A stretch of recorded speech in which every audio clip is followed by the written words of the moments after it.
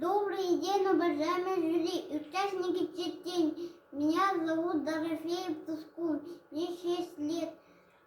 Я воспитанник детского сада Алгыс Уен Чеппара. Моя тема – волшебный Солома. Моя цель – познакомить вас с эпоксидной смолой. Эпоксидка – это аллогомерный смола. Она может кристаллизироваться. Смола до творчества. Это именно тот материал, который творит создать целый мир.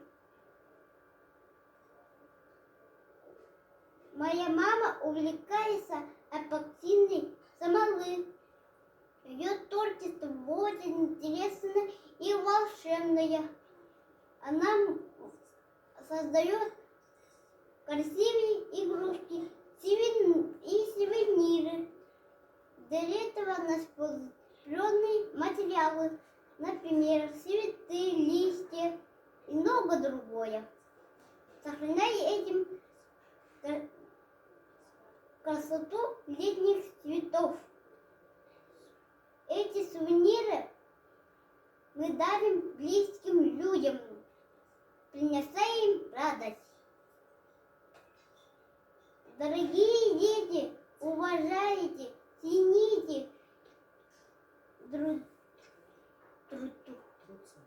труд своих близких, красоту